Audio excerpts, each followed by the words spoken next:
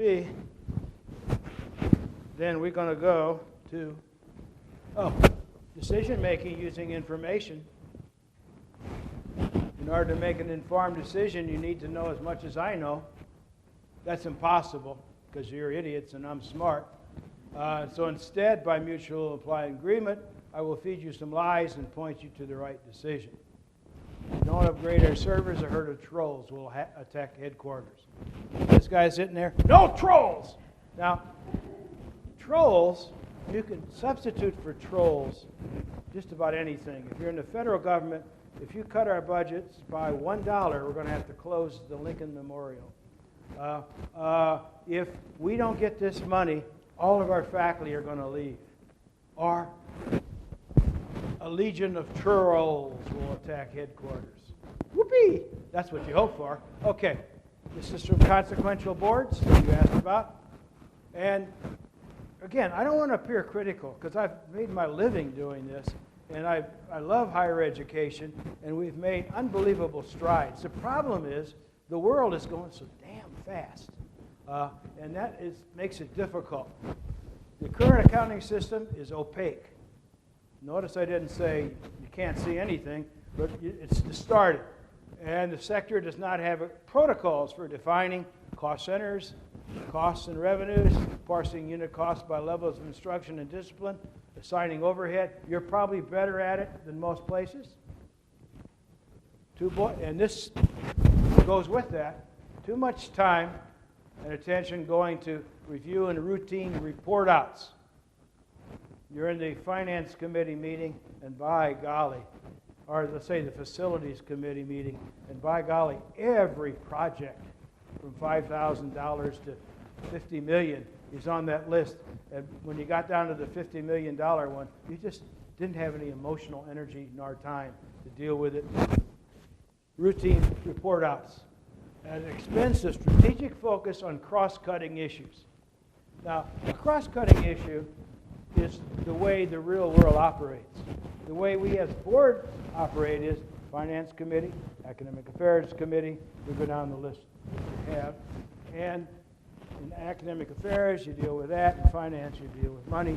And the issue is, though, you can't have it's like love and marriage. You can't have academic affairs without money. You can't have marriage either. But so that being the case, there needs to be a lot of integration of rather than separate as much as let's see what the problem or the issue is. And very often it's a combination. Your big leaders are always going to be academic and finance, but there are other things that you look at. Increasingly, you look at risk management. Do you not? Big deal now, risk management. I didn't even know what it was when I started in this business. If I'd have known, maybe I'd have done something else. But it isn't. When I finally thought I knew what it was don't screw up your budget. And be sure that you're not getting involved in the conflicts of interest. It's much more than that. It's much more than that. A big risk is if you own a medical school and you have professors that are doing research for the tobacco company. Now, it's okay if they want to do that, but you should know that. And so now risk management is, let's see what our biggest risks are.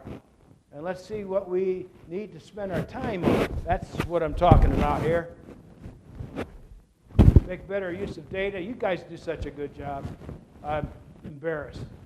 What you should know and why, I don't need to tell you why, because first of all, you have to please the coordinating board, and to its credit, it has credibility with the state. And how do I know that? Because I listened to the presentations this morning and the kind of information asked for and the kinds of initiatives that are being taken would not occur if it didn't have credibility. So I don't have to tell you a lot about why. Facilities, students, all the other things, ensuring that here's some ones that might not be included. Best you can have, suggestions of regional and programmatic accrediting bodies. You really need to see the accrediting reports. And you need to see them for the regional, that is like middle states. Are you middle states? Okay, SAC. And I've done some work with them, a lot of work. And so, just once, but it was a lot of work. Then there's the law, the nursing, the engineering, and so on. You really need to see those reports. And increasingly, they will be asking board members for comment. That is when the team comes in. Okay. Good data, trend lines, credibility, good management tool, but don't ignore the subjective. I mean, one of the problems with data is that what you have is in your data is only what can be measured, and that's okay, because you don't want to say you can measure something if you can't.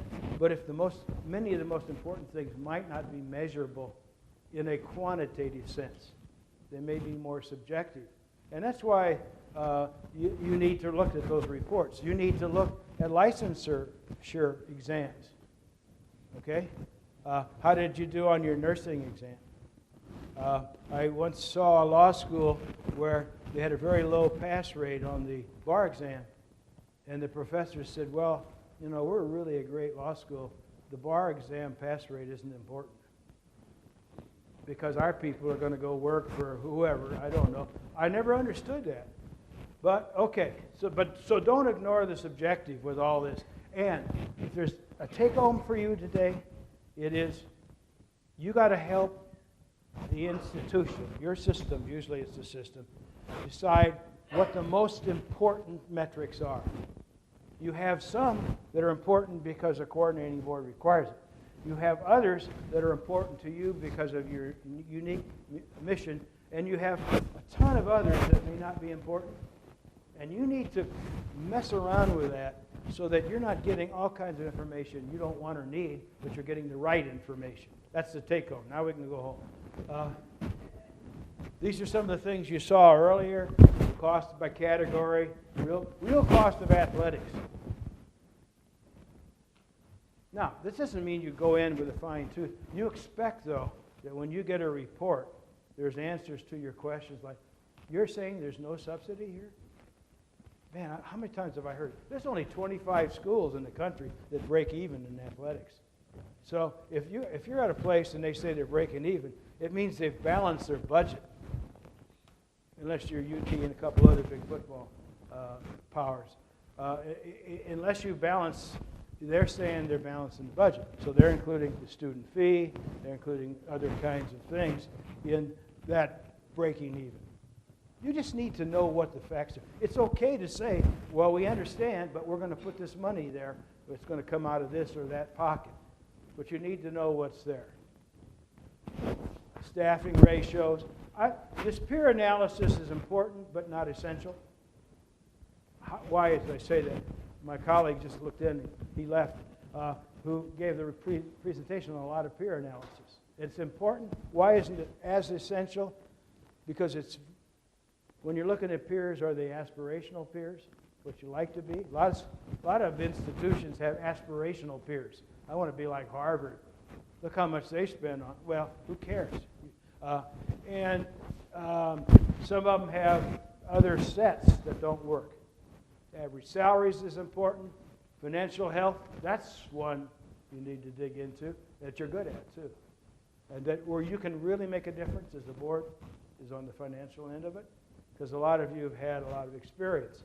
Audit reports, understanding them, expecting to see them, and asking the tough questions. Asking the question, how often are you changing your audit firm? So on and so forth. That's always popular. Activities, this is a part of your regional focus. Tell us what's going on there. How are you doing in fundraising? Are you raising as much money as you're spending? There are places that spend more money than they raise. And what is happening is the institution has figured out a way to have money that is less constricted. So contract, it's all legal. Contracts are made. We will provide, the foundation will provide this service for you, and in return, you will give us X amount of money and space and so on and so forth. Just know what is it about. You are not in charge of the foundations. You can't be by law, but you really need to know what it's about. And my guess is most of you have somebody on your board that is a member of the foundation. Is that common? It's usually somebody is. And it's really important.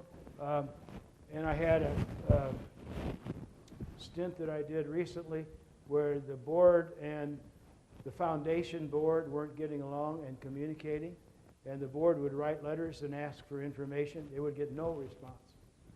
And they were talking about whether they should do something. And I had some suggestions, but the most important one is, you know what? It's not working. I finally said, okay, it's going to be contentious because there are different groups and so on and so forth. If you don't do anything, and when it goes south, and it will, because nobody's providing oversight, guess who's going to be blamed? You think it's going to be the foundation board? It's going to be your board. And so you better do something. It happens to your graduates, you got that.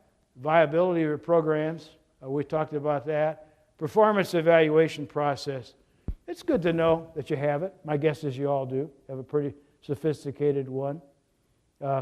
Occasionally, you probably should ask the question, tell me about it, and see, and what are you looking for? Maybe one of the things you're looking for is maybe it's just too bureaucratic. I looked at one the other day where I'm saying to myself, my God, if I'm the dean there, I don't know. It's just too much information. It doesn't mean much. Annual review, it looked like, pardon the expression, a state bureaucracy with a lawyer, state lawyer, said, this is all the stuff you have to ask. List after list after list. So it's fair to ask those questions. Pass rate on the exams, quality of your freshman class, diversity. These are all goals, by the way, that I don't have to mention because you already have them. Number and percentage in remedial courses. Number and percentage receiving financial aid. Debt load of graduates. You need to know that. And it is information that should be available. Trends in out-of-state enrollment. I don't know. I didn't hear that reported. And maybe it only applies to some of your larger schools. But it's interesting to know that the University of Illinois, again, a fine institution, has a high percentage of its freshman class now from, guess where? China. Yeah. The out-of-state tuition is like 2.5 times the in-state tuition. And so far, it hasn't been a public issue. It's been reported publicly, but no one has asked the question about who didn't get in from the state of Illinois. It's good to know. And some states, the state of Vermont, for example, basically has to get its enrollment from out-of-state students because it's a small, low, not highly populated state. But it's good to know. The debt load is good. I mentioned that. Oh, I found this interesting. Anybody here from Austin? I mean, UTEC, University of Texas, Austin? Okay. I thought this was really interesting, and I just picked it up in the paper. This is back to data-driven stuff. The average salary after graduation by discipline versus debt load. They can analyze it by discipline. They can analyze it, all kinds of ways, and you could be analyzing it that way.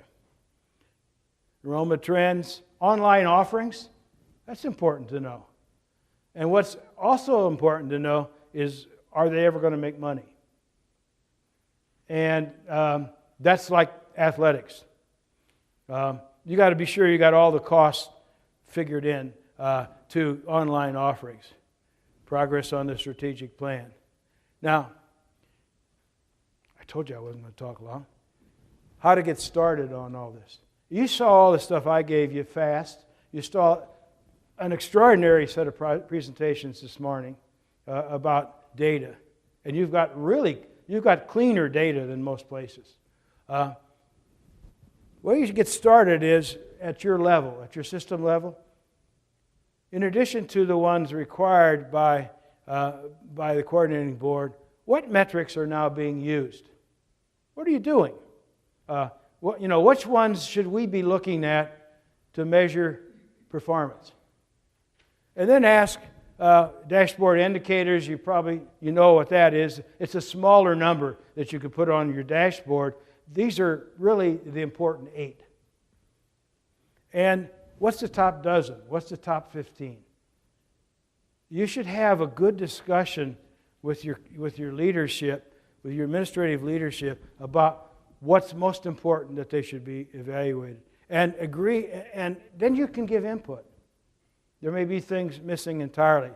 And arrive at agreements as what needs to be an effective board. Now, if you remember this and don't remember any of the details, that's fine. If you remember this next thing, I'll go home a happy man. And that is, most of what we're still doing is inputs, the quality of the classes that comes in and so on. We have some more now, and you had a nice presentation about the outputs that are being looked at now. There's going to be a lot more of that. A lot more of that. And the question is, how do you quantify them? And that's the problem. It's not that people are, well, there are a lot of people opposed to it, but it's not, that isn't the problem. The problem is it's hard to quantify. But there is things you can do.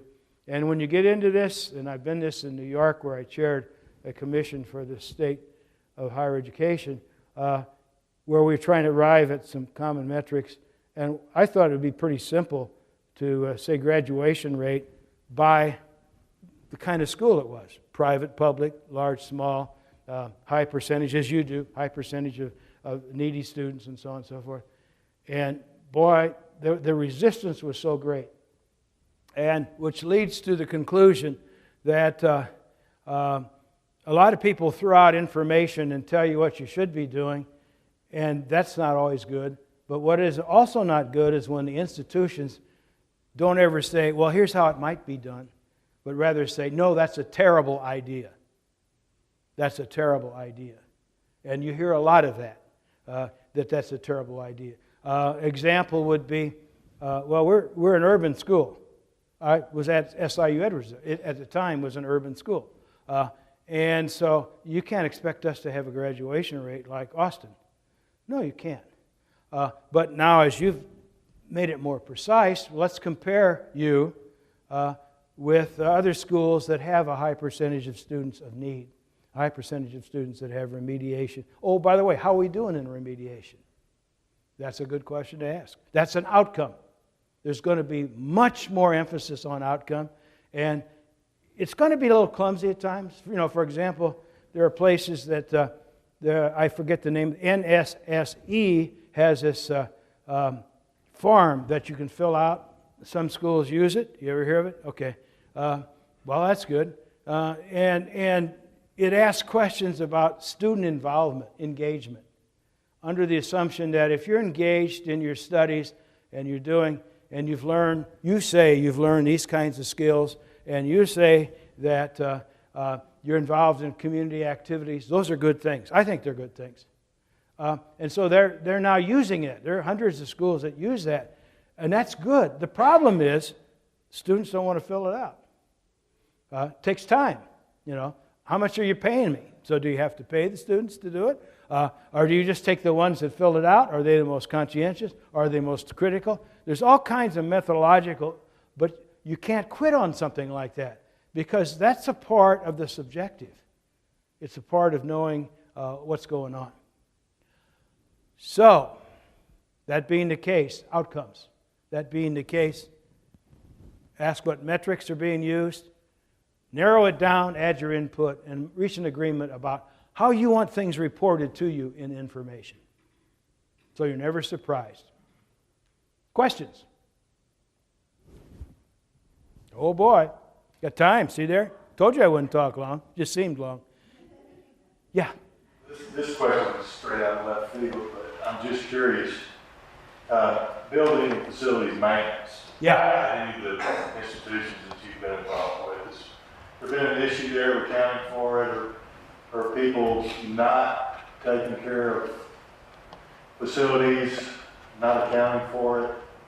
What are the best ways you've seen to handle those sorts of issues? Well, let's start with the best way is walk around. Okay? And probably not walk around with the administrative leadership that shows you the new building. But walk around and see what it looks like. And that will give you some sense. Now, it usually isn't anybody's fault, don't get me wrong, because generally in public schools, the facilities, the amount allocated for facilities doesn't cover as much as it should. Whereas in a private school, you don't have a choice because you're charging such high tuition. Everything has to look good. Okay? It has to look good anyway. And so that's one. Get around. Ask for tours where you get to see the labs. Not just the good ones, and they'll be happy to show you, by the way, because they'll think, appropriately so, that this will enthuse you to push it. But walk around. The second observation I would make about that is that most of us had plans that showed how you had to have everything on a cycle, and these buildings at a certain age had to have this, got to have a new HVAC system and so on. I've never seen one yet where it was met. And I'm not being cynical because they're probably right. I mean, I always get my furnace looked at every year. But if I were maybe in a public school, I might not be able to afford to do that. And so I might not be doing that. And so it's appropriate for you to be shown what it is they would like to do versus what they're able to do and what the difference is. And then from that, to have an honest discussion about what's important and what's not. In most places I've been, at least at the state level, well, sure, private level too, there are a lot of things that don't get fixed till they break. But that's life. That's the way our houses are too for a lot of us. Does that answer your question, or is it just, Go ahead.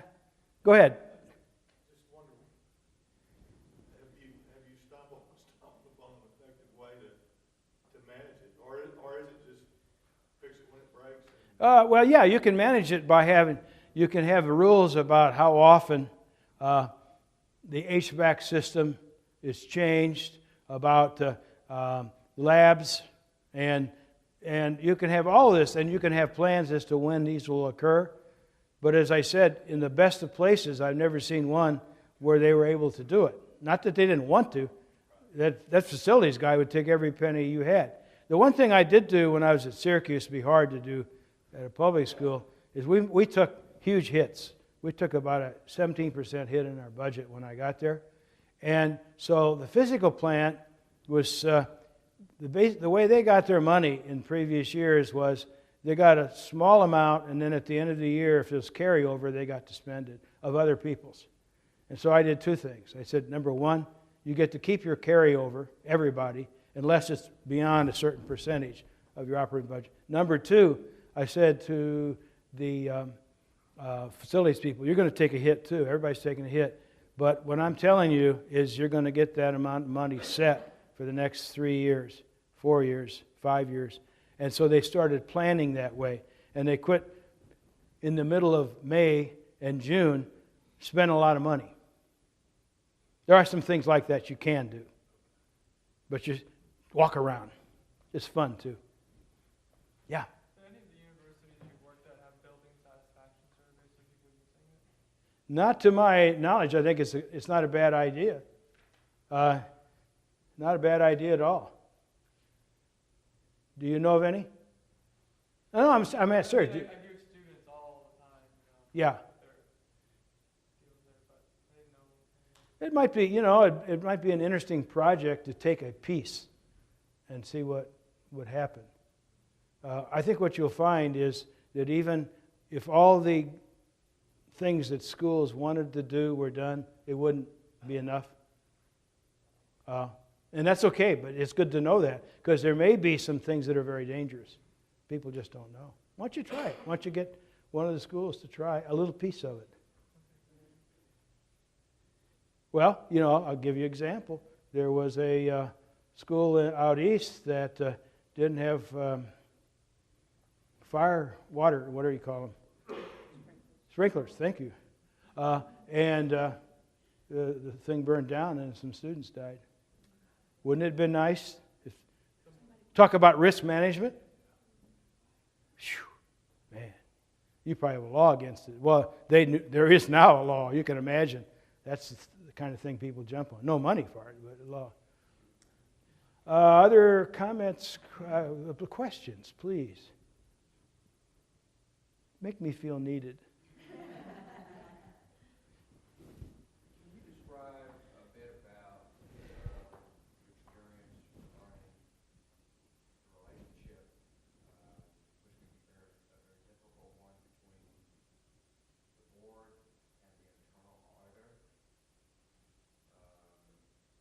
You mean the relationship between that and the system head and so on? You've got the day-to-day, you've got that solid line between the board and that internal auditor, so you've got that path.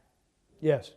Issues to be raised directly, yet you've also got that dotted line in the fact that that person works day in, day out in the system with the administration. Issues like evaluations, issues like reporting issues. Possible conflicts of interest that might could involve the administration. How do you effectively manage, in your experience, how's that relationship and that function? I'll give some bad examples that you probably have witnessed in your work, where the president of the system or a campus basically is the person that the internal auditor reports to, even if there is a straight line to the board. That's bad. You got to have a dotted line to the president, but first of all, the board has to make it clear to the administration that, look, we have to do our fiduciary duty. When I did a thing for some Pacific Island schools that had absolutely no rules, and so I had the one where the auditor, let's see, how did this go? Oh, the example. I made up the example. The president was really angry because it was his turn for his account, small account, to be audited. He was angry because he said, "What? You don't trust me?" And I use that as an example because nobody said to that person, "Look, this is something that we as a board have a fiduciary responsibility for, and you simply need to understand. You will be audited too. And you will not interfere with an audit. You can say your piece to us, but you shouldn't be calling that person in." And I think it's the board that has to call the shots. Now, where I've had strong auditing boards, it's not a problem. At Syracuse, it was not a problem. I would not have ever interfered or made a suggestion. I would make a suggestion about things to look at, but I would never say, "Don't touch this." And I said, "You can audit me if you want to, that's okay." The only trouble I ever had was I spent a lot of time in New York City, and so they wanted every time I took a cab, they wanted the receipt. I started, I have a receipt, guy gives me about this many. And I said, "I'm not doing this." And he said, "Well, I'll have to write you." I said, "Write me up, that's okay." Because it doesn't mean anything. I could put $1,000 down.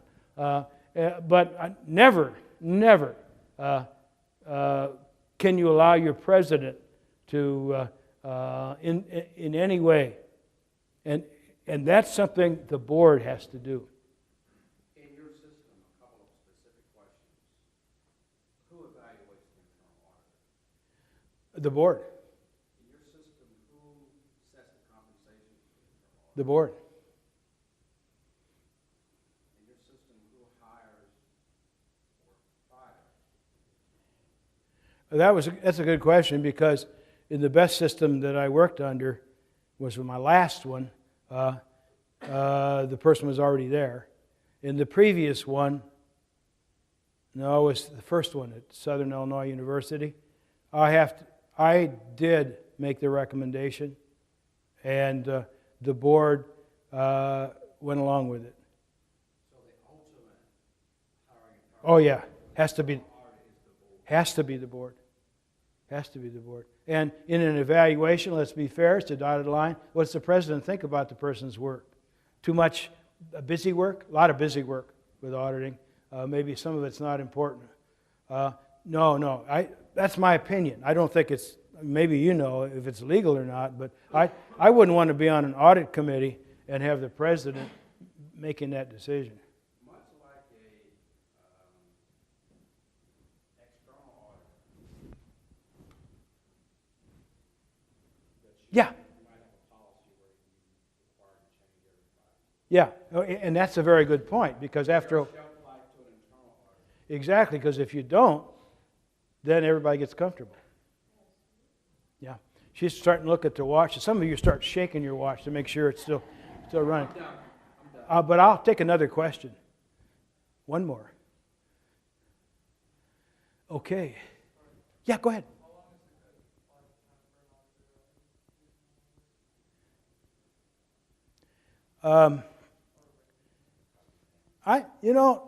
It depends is the best word. The reason I say that is generally people who are in auditing that get to that higher level aren't going to go into becoming a financial vice president. There are opportunities for upward advancement. It's like internal affairs, I think, with being in the police. So they may last longer. And to be fair, you got a guy that's been working 10 years and he's really good. Everybody's working together. What are you going to do? You're going to demote him or her? Or sometimes you can move them to another higher level position, but very often the skills aren't the same.